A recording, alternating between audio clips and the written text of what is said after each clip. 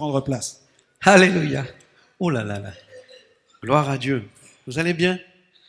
Moi, j'ai passé un bon moment dans la louange. Amen. Et ce que Dieu fait, il le fait parfaitement bien.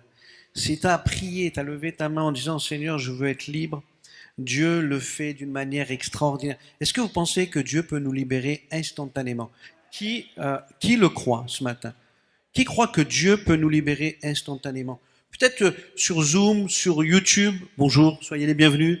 Peut-être dans cette salle-là, tu as déjà entendu parler de Dieu, tu as déjà peut-être même lu la Bible, mais est-ce que tu l'as vécu? Est-ce que tu l'as vécu?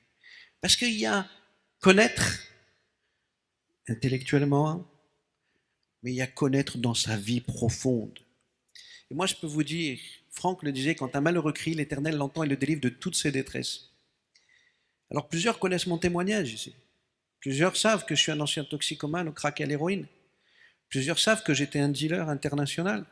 Plusieurs savent que j'ai fait beaucoup de bêtises dans ma vie.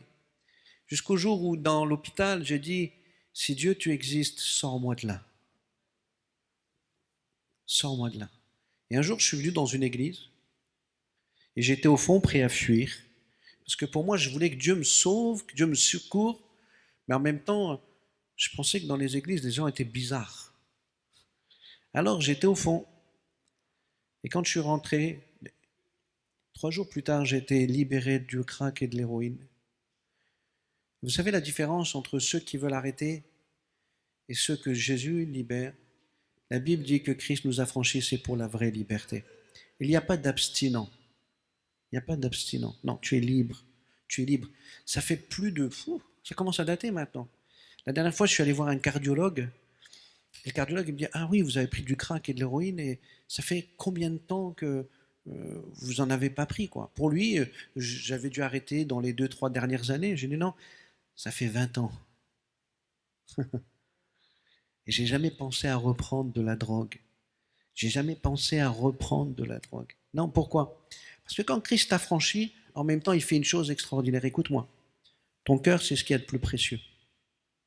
Vous êtes d'accord avec moi? Et si on prend de la drogue, si on a des liens, parfois c'est tellement lié avec notre cœur, avec nos souffrances. Eh bien, vous savez quoi? Jésus est capable de vous guérir. Instantanément votre cœur aussi. Il est le Dieu de l'instant T. Dans sa présence, il se passe toujours quelque chose. Voici l'église de Jésus-Christ. C'est l'église que j'aime. C'est l'église où je veux vivre. Alors, si vous avez des amis, n'hésitez pas à les amener dans cette maison, parce que c'est une maison de prière. C'était juste une parenthèse, parce que je veux parler à quelqu'un. Depuis tout à l'heure, le Seigneur me dit que quelqu'un, en fait, tu es lié par tes blessures, et tu as tellement de... Ton cœur est tellement brisé, en fait. Je voyais, vous savez, comme dans les fenêtres, vous voyez, qui sont complètement fêlées, là. Vous avez déjà vu des fenêtres complètement fêlées? Et je voyais ton cœur complètement fêlé. Et alors que je voyais ton cœur fêlé, cela te justifie de ce que tu fais qui n'est pas à la gloire de Dieu. Parce que tu te dis, non, mais c'est pour plus souffrir. Mais dans ce lieu, tu peux rencontrer celui avec qui tu ne souffriras plus, sans avoir besoin d'une béquille, sans avoir besoin d'autre chose. Parce que Jésus libère complètement. Complètement. Il guérit les cœurs brisés, nous dit la parole de Dieu. Alors si ton cœur est brisé, écoute-moi, tu n'as pas besoin de rien d'autre que la présence de Dieu. La présence de Dieu. Jésus a dit, il est avantageux pour vous que je parle parce que je vous enverrai un autre moi-même, le Consolateur, le Saint-Esprit. Et quand il vient dans un cœur, il opère d'une manière extraordinaire. Il guérit complètement. Je l'ai expérimenté. Et Dieu ne fait exception de personne, nous dit la Bible. Et il peut le faire avec toi. Amen. Vous vous souvenez tous, la dernière fois que j'ai prêché, je devais vous apporter la suite. Hein. On a parlé du discernement des esprits. Et j'avais pris comme texte à la base, si je ne prends pas la bonne page, ça ne va pas aller. J'avais pris Romains chapitre 8, verset 14. Je vous le lis tout de suite parce qu'on va continuer. Romains 8, 14 nous dit, car tous ceux qui sont conduits par l'Esprit de Dieu sont fils de Dieu. Et je crois que dans les temps que nous vivons, on a besoin d'être conduit par l'Esprit de Dieu. Qui est d'accord avec moi? On a besoin d'être conduit par l'Esprit de Dieu. Mais pour être conduit par l'Esprit de Dieu, faut-il que l'Esprit de Dieu habite en nous? Et pour qu'il habite en nous, faut-il donner notre cœur à Jésus? Et alors que tu donnes ton cœur à Jésus, le Saint-Esprit vient en toi, il fait sa demeure en toi, tu deviens fils de Dieu et tu peux être conduit exclusivement par le Saint-Esprit. Ça, c'est la belle vie. Vous êtes d'accord avec moi? Qui, parfois, prend le volant de la voiture de sa vie et c'est catastrophique? Vous êtes comme moi, en fait. Ça m'intéresse. Vous êtes comme moi. Mais vous savez, on vit dans des périodes, dans des temps. La Bible dit, et c'est l'apôtre Pierre qui va reprendre une prophétie de Joël, dans les derniers temps, je répandrai mon esprit sur toute chair. Dans les derniers temps. Et c'est intéressant de regarder ce que Dieu dit dans les derniers temps. Qu'est-ce que Dieu dit? On l'avait vu pour certains et pour d'autres, vous n'étiez pas là. Alors je vais faire un petit rappel rapide. Dans les derniers temps, il s'élèvera de faux Christ et de faux prophètes, nous dit la Bible. Ils feront même des grands prodiges et des miracles, au point de séduire, s'il est possible, même les élus. Waouh! Ça veut dire qu'on a besoin de discerner. Est-ce que celui qui parle, il parle vraiment de la part de Dieu? Ou est-ce qu'il parle d'un autre esprit? On le verra par la suite. La Bible dit dans les derniers temps, de faux apôtres, des ouvriers trompeurs, déguisés en apôtres de Jésus-Christ. Même des faux docteurs, il nous est parlé. Et je crois qu'on est dans une période de nos vies. Aujourd'hui, vous avez vu, on entend toutes sortes de choses. Hein. Ouh là là là là. Si vous regardez les... Je pense qu'il faudrait peut-être arrêter les réseaux sociaux même. Même les chaînes de télé, vous savez, je vais en dire 3 comme ça, on est bien. LCI, CNews, BFM TV. Parce qu'en fait, dedans, qu'est-ce qui est vrai? Qu'est-ce qui est vrai? Parlons pas des réseaux sociaux. Hein. Et on a besoin de discerner. Et pour discerner, la Bible nous dit, dans 1 Corinthiens chapitre 12, verset 31, aspirez aux dons les meilleurs. Aspirez aux dons les meilleurs. Et je pense qu'on doit aspirer à tous les dons. Amen. Tous les dons. Moi honnêtement, je suis orgueilleux, hein, mais moi, j'ai envie de vivre tous les dons. Non pas pour dire, salut, c'est moi, je m'appelle David, je manifeste tous les dons. Appelez-moi l'homme de Dieu. Non, non, non. Non, parce que si Dieu donne des dons, distribue des dons, si le Saint-Esprit distribue des dons, c'est qu'on en a besoin. Tout simplement, c'est que l'Église en a besoin. C'est que notre génération en a besoin. Dieu ne donnerait pas quelque chose qu'on n'a pas besoin, non? D'ailleurs, regardez toutes les fois où vous demandez quelque chose à Dieu et Dieu estime que c'est pas bon pour vous, que vous n'en avez pas besoin, vous avez remarqué comme moi, il ne vous le donne pas. Mais les dons spirituels, je crois qu'on en a besoin. Différents dons, mais celui que je veux voir avec vous, c'est dans 1 Corinthiens chapitre 12, verset 10, c'est le discernement des esprits. Discernement des esprits, vous savez, ce n'est pas un discernement humain. Hier, je regardais la météo et regardez bien le discernement humain. Ce matin, ma voiture avait gelé. C'est un discernement humain, vous êtes d'accord avec moi? Et bien, quand je suis arrivé, ma voiture, elle n'était même pas gelée. Purée. Le discernement humain, parfois, nous trompe beaucoup. On a aussi du discernement spirituel. Vous êtes d'accord avec moi? Dieu nous a donné de la sagesse et de l'intelligence spirituelle. Ce discernement spirituel nous vient en lisant la parole de Dieu. Quand tu lis la parole de Dieu, tu as un discernement spirituel. Et c'est important pour nous. Mais il y a un autre. C'est le discernement des esprits. Pourquoi? Parce qu'il y a différentes sources d'esprit. Alors il y a l'esprit de Dieu. Amen. L'esprit de Dieu, c'est super bien. Hein? Nous, on veut connaître l'esprit de Dieu. D'ailleurs, la Bible dit Dieu est esprit. Il y a aussi les anges qui sont des esprits au service de Dieu. Vous êtes d'accord avec moi? Peut-être un jour je vais vous amener parce que je trouve qu'on, personnellement, on néglige le ministère des anges. On minimise le ministère des anges. J'aimerais qu'on puisse un jour avoir vraiment une bonne vision des ministères des anges. Il y a aussi des esprits diaboliques. Ah, peut-être ce matin chez nous, quelqu'un vient pour la première fois du non, le diable, le diable, le diable. Ouais. Moi, je peux te garantir que l'esprit diabolique, il y en a. La Bible dit dans Matthieu, chapitre 12, 24, les pharisiens ayant entendu cela dire, cet homme ne chasse les démons que par Belzébub, prince des démons. Oui, il y a différents. Le diable aussi, il a ses amis à lui, ses potes, c'est les démons qui sont là. Et croyez-moi que j'ai vu avec le temps beaucoup d'hommes et de femmes être tourmenté par des démons. Les démons existent vraiment. Vous savez, la force du diable, c'est de faire croire qu'il n'existe pas en France. Ça, c'est sa force. Il y a encore d'autres. Il y a l'esprit humain, non? Nous sommes comme corps, âme et esprit. Donc il y a différentes sources. Et pourquoi avoir besoin du discernement des esprits? C'est parce qu'il y a différentes actions où nous devons savoir qui agit, comment ils agissent et pourquoi ils agissent. Et notre réaction ne sera pas la même, non? Si vous avez affaire à un démon, votre réaction ne sera pas la même si vous avez affaire à un homme tout simplement, non? Si vous avez affaire à Dieu, vous n'allez pas avoir la même réaction que si vous avez affaire à un démon. Et pour cela, pour avoir les bonnes solutions, les bonnes réactions, il nous faut bien discerner tout cela. On avait vu qu'il fallait avoir du discernement pour savoir si un homme de Dieu l'est ou pas. On avait vu pour discerner si c'est un chrétien ou pas. Parce que vous savez, aujourd'hui, le mot chrétien veut tout dire et rien dire. Est-ce que vous êtes d'accord avec moi? Même certaines sectes, ils se disent chrétiens. Chrétiens des derniers jours.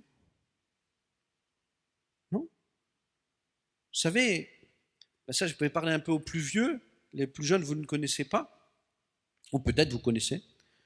Il y avait une pub avant, très longtemps avant, les jeunes de 20 ans ne puissent pas connaître. C'était Canal Dry. Ça ressemble à de la bière, c'est le goût de la bière, mais ce n'est pas de la bière. Mais je peux vous dire que j'ai vu beaucoup de gens vouloir parler comme des chrétiens, agir comme des chrétiens, mais au fond de leur cœur, ils étaient tout sauf des chrétiens. Et avec le temps, il nous faut discerner à qui on a affaire. Alors, ça ne veut pas dire qu'il faut épier tout le monde. Hein. Oui. Est-ce que Béatrice, elle est vraiment chrétienne? Je parle de mon épouse comme ça et je n'ai pas de problème avec vous, en fait. Est-ce que mon épouse Béatrice est vraiment chrétienne? Non. En fait, le discernement spirituel, vous savez, il vient, c'est un don que le Saint-Esprit vous donne. Donc, ne cherchez pas à comprendre cela. D'accord? Vous êtes d'accord avec moi? Sinon, on veut mettre l'anathème sur tout le monde, on veut juger tout le monde. Oula, pas dans cette église. Hein? On n'a pas un esprit de jugement ici. Discerner entre un démon ou pas. Vous savez, parfois, on pense que les gens ont un démon, non, ça s'appelle la maladie. Et puis parfois, on pense que c'est la maladie, non, ça s'appelle un démon. Non? Et puis parfois, on a tellement dit aux gens qu'ils pouvaient avoir un démon qu'il n'y a ni la maladie, il n'y a pas de démon, ils se persuadent qu'ils ont un démon et ils agissent comme s'ils avaient un démon. Je peux vous garantir qu'avec Béatrice, nous l'avons vu plusieurs fois. Et on a vu qu'il n'y avait pas de démon. Et là, il faut réagir de la bonne manière. Vous n'allez pas chasser un démon là où il n'y en a pas. Vous allez mettre un poids sur la vie de la personne. Mais c'est terrible. Non, non, non, il nous faut du discernement. Et puis, ça c'est ce qu'on avait vu la dernière fois et maintenant on va continuer. Et moi, je crois que c'est important pour nous de discerner entre une oppression et une possession. Ce n'est pas la même chose. Quelqu'un peut être oppressé par l'ennemi, quelqu'un peut être possédé par l'ennemi. Mon action ne sera pas la même. Vous êtes d'accord? Et ça, c'est important pour nous, de discerner. Un jour, un jeune entre dans l'église où nous étions avant, à Paris, et puis il vient vers moi et puis il me dit tout de suite, j'ai un démon. Pourquoi pas, hein? Puis en discutant avec lui, je lui dis, attends, comment tu me dis qu'il y a un démon en toi? Il me dit, parce que c'est comme ça, on me l'a dit. Je dis, non, non, non,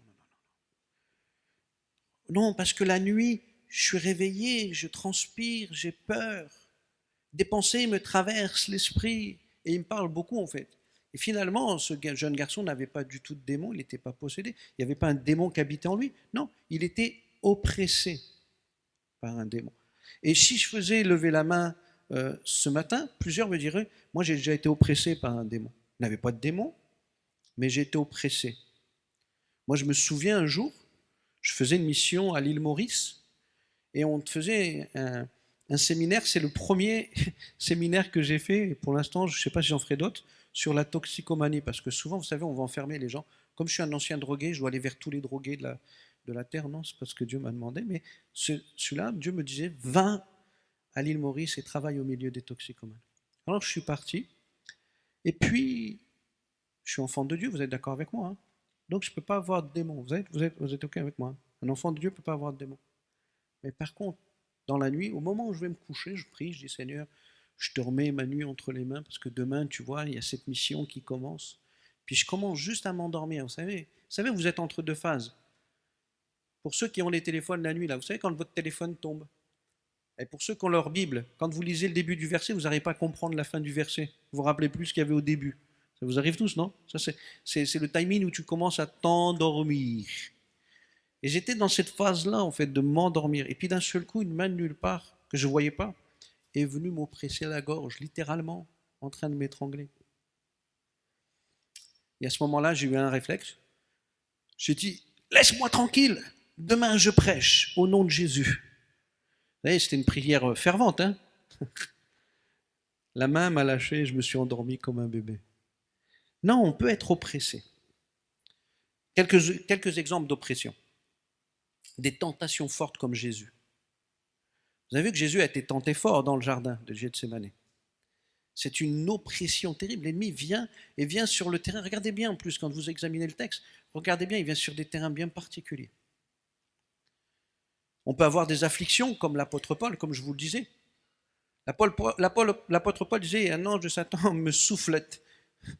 Il vient et quand vous regardez la vie de l'apôtre Paul, on voit qu'il a eu beaucoup de luttes, beaucoup de combats. Hein, et par des gens qui étaient animés par qui?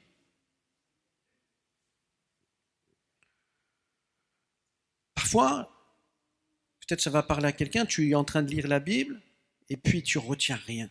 Tu viens le dimanche à l'église, tu retiens rien. C'est comme s'il y avait un voile, quelque chose qui t'empêchait de comprendre, de garder en toi ce qui a été semé. Est-ce que c'est déjà arrivé à quelqu'un? Tu as une période comme ça où c'est très compliqué. Ça vous est déjà arrivé à plusieurs peut-être, hein?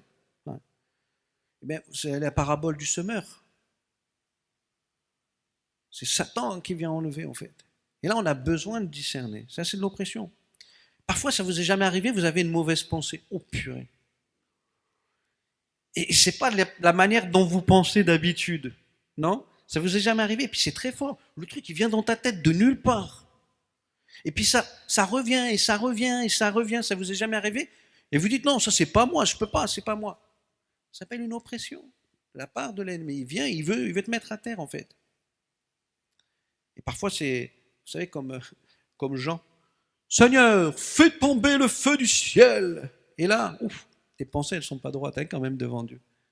Et je crois qu'on a besoin, mes frères et sœurs, de discerner quand les oppressions sont là, parce que je vais vous donner un secret que vous pouvez répéter à tout le monde. Il y a une puissance dans le nom de Jésus. Écoutez-moi. Est-ce qu'on peut le dire ensemble? Il y a une puissance dans le nom de Jésus. Réellement, il y a une puissance dans le nom. Je l'ai expérimenté tellement de fois.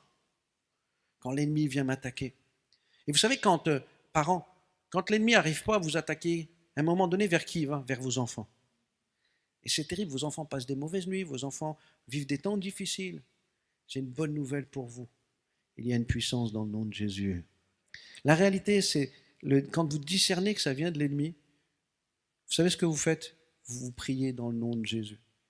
Et à partir du moment où Dieu vous donne de discerner si c'est un cauchemar ou une attaque, parce que vous avez vu, nos enfants parfois font des cauchemars qui sont quand même troublants. Et si vous discernez, si le Seigneur vous donne de discerner si cela vient de l'ennemi, et je vais vous dire, Madame Davo, pour ça, attention, quand elle part en guerre, elle part en guerre. À la maison, brrr, avec l'autorité d'une maman haïtienne qui commence à prier, et je vous garantis que l'ennemi, il fuit. Pourquoi? Parce qu'elle est dans son identité. Quand tu es dans ton identité d'enfant de Dieu, c'est pas toi qui fuis devant l'ennemi, c'est l'ennemi qui fuit devant toi. Pourquoi? Christ en toi. C'est Christ en toi en fait. Hein. Toi, tu n'as aucun pouvoir, je te rassure. Mais Christ en toi te donne de voir. Vous savez combien de fois nous l'avons vécu? Ce qu'on doit discerner aussi, et c'est vrai que c'est important, si un don vient de l'esprit ou pas.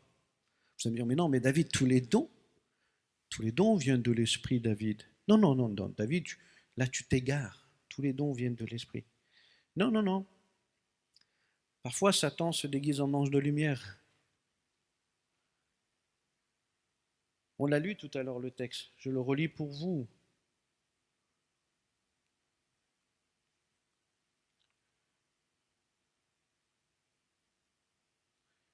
Matthieu 24, 24. Car il s'élèvera de faux Christ, de faux prophètes. Ils feront de grands prodiges et de miracles au point, s'il est possible même, de séduire les élus. Et moi, je crois vraiment qu'il nous faut du discernement pour savoir si le don nous vient de Dieu ou pas. Il y a parfois des personnes qui donnent un don et le Seigneur nous montre que cela ne vient pas de lui. Et ça vous est déjà arrivé d'être instantanément convaincu. Si ça vous arrive, parfois, c'est pas que ça va. Alors, parfois ça peut venir de l'ennemi, mais parfois ça peut venir de notre chair, non? Ou parfois Dieu nous parle à nous, et nous on croit que Dieu veut parler aux autres. Un jour je l'ai vécu ça dans une église. Une sœur vient donner un don spirituel, et c'est là quand je vous parle qu'il faut du discernement, savoir si le don vient de Dieu. Est-ce qu'il est pour l'église, ou est-ce qu'il est pour moi, ou est-ce qu'il n'est pas pour moi? Et en fait, la sœur me donne un don, et quand elle me donne le don, moi je comprends littéralement que Dieu était en train de lui parler à elle, il ne voulait pas parler à l'église. Oui? C'est pas parce que Dieu te parle à toi que c'est pour tout le monde. Et parfois l'ennemi veut nous emmener sur des terrains tellement loin en fait. Besoin de discerner. Je vous ouvre mon cœur. J'étais jeune converti à l'époque, jeune, beau, cadre, dynamique. Et j'étais sur une belle église à Biarritz. Quand tu ouvres la porte de l'église, tu as la mer en face. Franchement, c'était. Puis plus ça va, plus je monte en fait. Je dis, Seigneur, non, moi je veux le sud. Il me dit, non, tu vas de plus en plus. Je remonte. J'étais à Bordeaux, Paris, Troyes. Je dis, Seigneur, et quoi après? C'est l'Allemagne? Non. Et un jour, il y avait une réunion l'après-midi.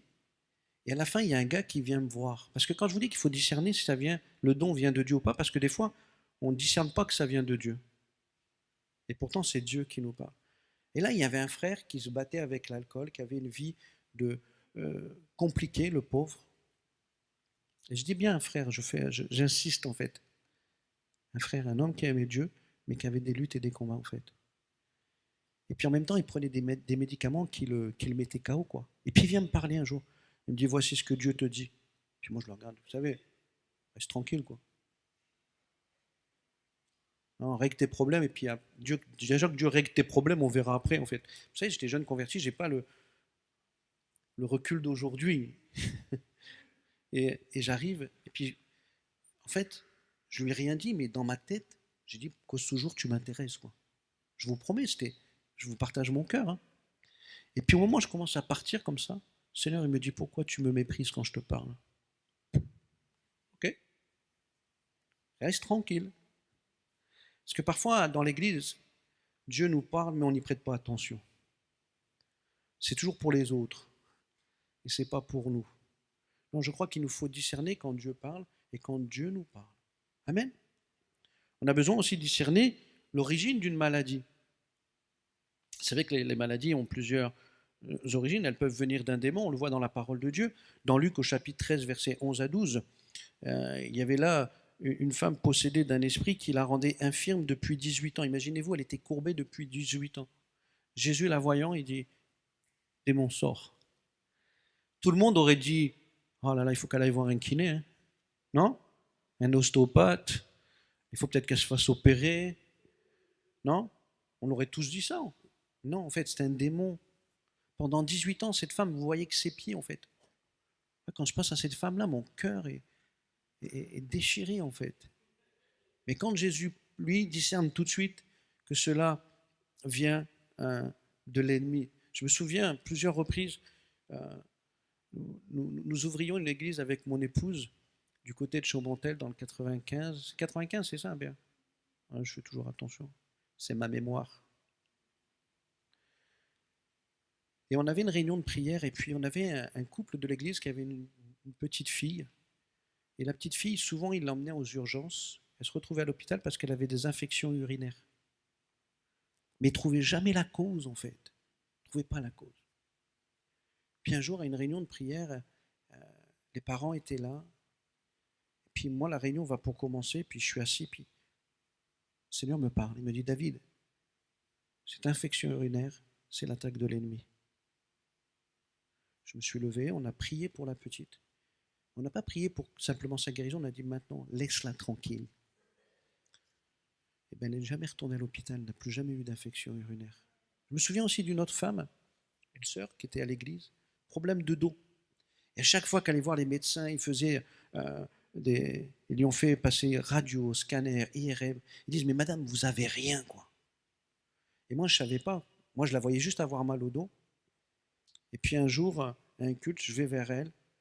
Du moins, non, je ne vais pas vers elle, j'avais le micro. Je dis, ma sœur, le mal de dos que tu as, c'est l'ennemi. Au nom de Jésus, sois libre. Elle a été guérie instantanément. Elle n'a plus jamais eu mal au dos. Moi, je crois qu'il faut que le Seigneur nous révèle, parce que la prière n'est pas la même, l'action n'est pas la même. La maladie, qui sont aussi là pour révéler la gloire de Dieu. Parfois, vous savez, on ne comprend pas, certains tombent malades, ils sont à pleine force de l'âge, ils tombent malades, mais Dieu veut les guérir, pourquoi? Parce qu'il veut manifester sa gloire.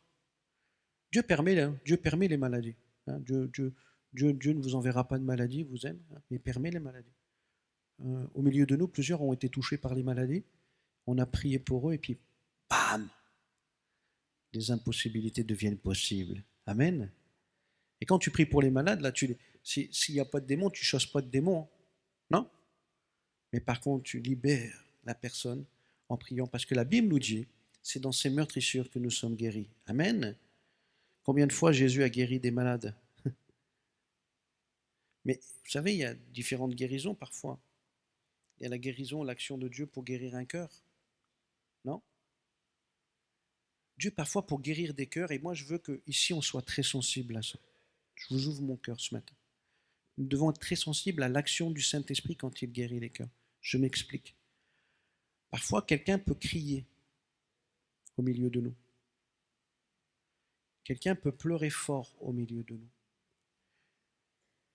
Quelqu'un peut tomber au milieu de nous. Ce n'est pas qu'il a un démon, ce n'est pas que sa chair qui parle, ce n'est pas que la personne est bizarre, mais le Saint-Esprit est en train d'opérer quelque chose dans le cœur. Je me souviens d'un frère, en plus, vous savez, c'est un frère congolais, une baraque, quoi, costaud, quoi. Et puis on avait une réunion, on avait un culte, et puis le dimanche après-midi, vers 14h, pendant le culte, Saint-Esprit tombe sur lui, bam! Vous voyez, il y avait toutes les chaises qui étaient devant, le gars, il a fait un strike dans les chaises, pour ceux qui jouent au bowling, et il a envoyé toutes les chaises voler, il est resté par terre comme ça. Comme ça, il est resté par terre. Et puis tout le monde s'est inquiété pour lui. Et puis, moi je comprends dans l'esprit que Dieu est en train d'opérer en lui. Et je dis aux gens, laissez-le. Ne le touchez pas et ne lui parlez pas. Le Saint-Esprit fera mieux que vous. Vous savez que le Saint-Esprit fait mieux que moi en fait. Quand il opère, il fait mieux que moi.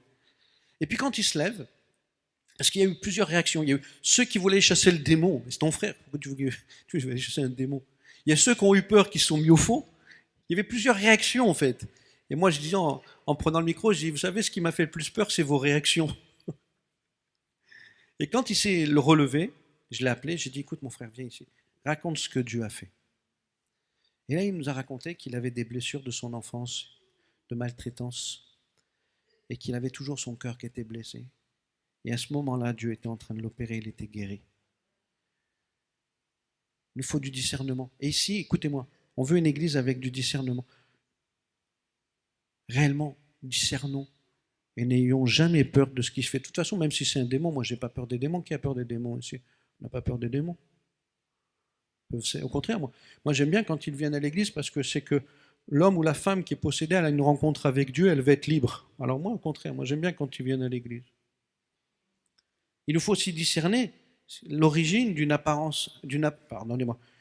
apparition angélique. Est-ce que vous pensez que les anges peuvent apparaître au milieu de nous? Et vous savez que parfois ils sont au milieu de nous et nous on ne les voit pas. Ils sont en train d'opérer d'une manière où nous on ne voit pas en fait. Parce que les anges sont vraiment au service de Dieu, la Bible nous dit, mais aussi pour nous bénir. Parce qu'il faut faire attention quand ils viennent. Je me souviens, vous savez, quand Pierre sort de la prison, vous avez vu comment les anges ouvrent les portes de prison. Ils sont en train lui, il pense qu'il est ailleurs. Ouh, et pourtant, Dieu était en train d'opérer là. Mais il est en train d'opérer par les anges. Je me souviens, on était un jour à un culte, et puis d'un seul coup, je sens le sol qui vibre. Et je comprends que je suis le seul à sentir le sol vibrer, parce que personne d'autre bouge, personne s'inquiète, quoi. Puis moi, je me pose, je dis non, on n'a pas de métro, puisqu'on était à Paris. Je dis non, en dessous, il n'y a pas de métro, j'ai jamais senti ça, en fait. Et puis j'entends. Vous savez, des fois, quand Dieu est en train d'agir, vous dites, je deviens fou. Il n'y a que moi où tu te poses plein de questions. Et puis tout de suite, vous savez, j'ai ce réflexe-là, je dis, Seigneur, est-ce que c'est toi qui es en train d'agir? Qu'est-ce qui se passe? Je pose la question à Dieu. Seigneur, qu'est-ce qui se passe? Et puis le Seigneur me dit, j'ai envoyé mes anges pour ouvrir les portes des prisons. Il y avait des anges qui étaient au milieu de nous, qui voulaient agir avec puissance face à l'ennemi, en fait. Alors je dis à l'église, voilà ce qui est en train de se passer. Les anges sont là. L'ennemi vous tient, mais il y a une puissance là qui va s'opérer. Je dis, voilà, qui a besoin de vivre un temps de délivrance, un temps d'action de Dieu? Plusieurs se lèvent, plusieurs viennent sur le devant et sont repartis libres. Il nous faut discerner quand les anges sont en action. Amen. Maintenant, j'aimerais terminer ce matin avec ce qui va favoriser l'action de l'Esprit pour communiquer les dons. Parce que, vous savez, Dieu veut donner les dons. Vous êtes d'accord avec moi? Le Saint-Esprit veut donner ses dons. Qui est d'accord avec moi? Levez la main. Mais vous avez vu que parfois, nous, on ne les vit pas. Et pourtant, il veut distribuer à tout le monde. Et moi, je pense qu'il y a des choses qui favorisent. Et ce qui va favoriser, c'est l'onction de l'Esprit en nous. On a besoin d'avoir l'onction en nous. Être rempli continuellement du Saint-Esprit. Dans notre onction, dans cette onction-là, il y a une autorité qui nous donne de voir la source et l'origine de ce que nous sommes en train de vivre. Alors, je vous donne une clé pour vivre le discernement des esprits. Soyez continuellement remplis du Saint-Esprit. Prenez du temps dans le Saint-Esprit. Tout à l'heure, Franck disait, mais vous pouvez louer en esprit. Alors peut-être pour certains, louer en langue. Oui, parce que nous, on croit dans le baptême dans le Saint-Esprit. Vous êtes dans une église où on croit que le jour de la Pentecôte, l'Esprit de Dieu est venu pour remplir les disciples et les apôtres. Et la Bible nous dit, ils se sont mis à parler de nouvelles langues. Et vous êtes dans une église où nous croyons que Dieu encore aujourd'hui répand son esprit sur nous. Il agit en nous et nous fait parler de nouvelles langues. Et alors que nous parlons de nouvelles langues, nous nous plaçons dans la présence glorieuse du Saint-Esprit et il nous remplit, il nous remplit. L'apôtre Paul va dire, je prie en langue plus que tous. Pour ceux qui lisent la Bible, vous êtes d'accord avec moi? Dans l'Épître aux Corinthiens, il dit, je prie en langue plus que tous.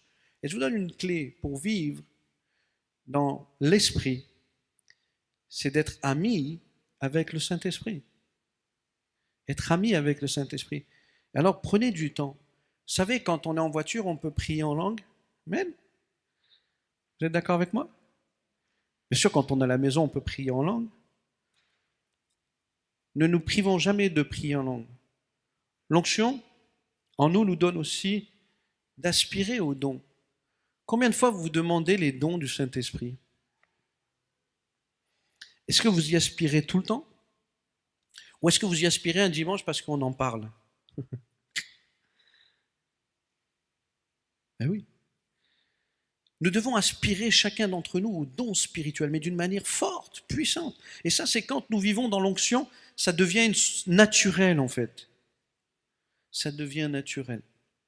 Vivre dans l'onction nous conduit à manifester aussi les autres dons. Il y a le don discernement des esprits, mais aussi d'autres dons. Et moi, je crois que nous sommes l'Église qui allons vivre tous les dons. Là, on m'avait tué. Là. Moi, je crois que vous allez tous dire amen, sauter sur vos chaises.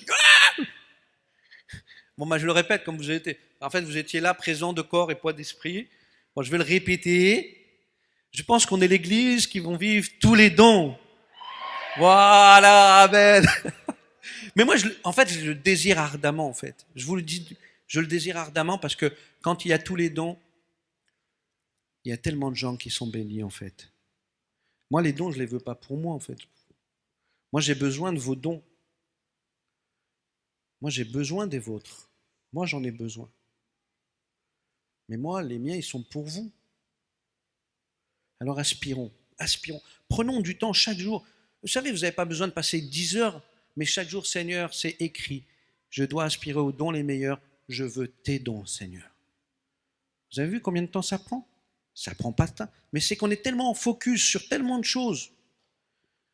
Tellement de choses, c'est vrai ou pas? On a les enfants, les petits-enfants. On a les voisins, on a le travail. On a tellement de choses. Non? Et la Bible dit chercher le royaume de Dieu.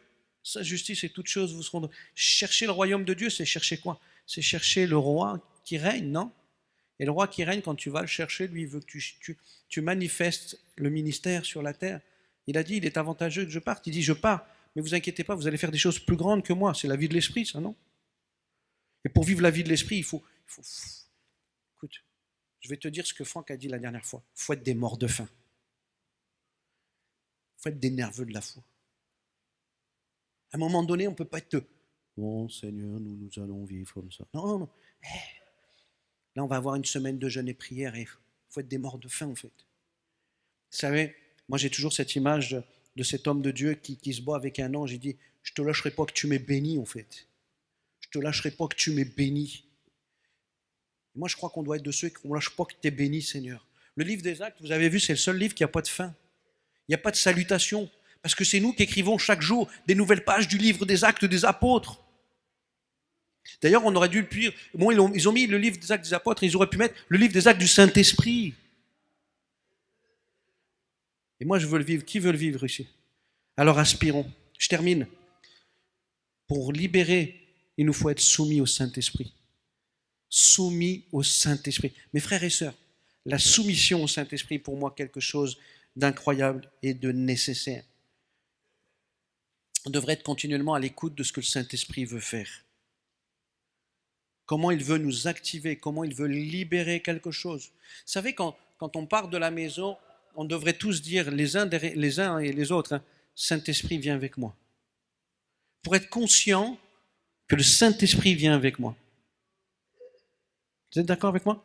En fait, la manière dont je parle, souvent me met en action. Et dans ma prière, le matin, avant de quitter ma maison, Saint-Esprit, viens avec moi. Et puis si quelqu'un a besoin d'une parole de révélation, si quelqu'un a besoin d'une parole de puissance, si j'ai besoin de discerner. Vous savez, des fois au boulot, on s'en prend après son collègue de travail parce qu'il a mal fait. Mais est-ce que c'est ton collègue ou est-ce que c'est un esprit derrière? Parce que si c'est un esprit, tu ne peux pas t'en prendre à ton collègue. Mais le problème, c'est que nous, on part. Vous savez comment on fait? En plus, on est toujours à la bourre, on prend les clés de la bagnole, on y va. Ouais. Saint-Esprit, viens avec moi. Et je vais me soumettre. Si tu me donnes quelque chose, je vais l'accepter. Parce que c'est ça aussi la soumission, c'est accepter ce que le Saint-Esprit me dit. Et pour cela, il faut être vraiment en relation avec lui. Je conclus. Saint-Esprit te cherche. En vérité, il te cherche toi pour que tu puisses manifester ses dons. Parce que c'est ses dons qu'il communique à qui il veut. Et il veut vraiment te les communiquer, j'en suis plus que convaincu. Mais il veut aussi que tu prennes du temps avec lui, afin d'être habitué à sa voix. Comment on peut être habitué à la voix du Saint-Esprit si on ne prend pas du temps avec lui? Vous êtes d'accord avec moi? Il nous faut du temps avec lui. Et lorsque tu vas prendre du temps avec lui, tu vas être choqué, étonné, émerveillé de voir comment il fait. Et moi, je crois que dans nos réunions, comme celle-ci, on peut aussi prier pour que vous receviez les dons.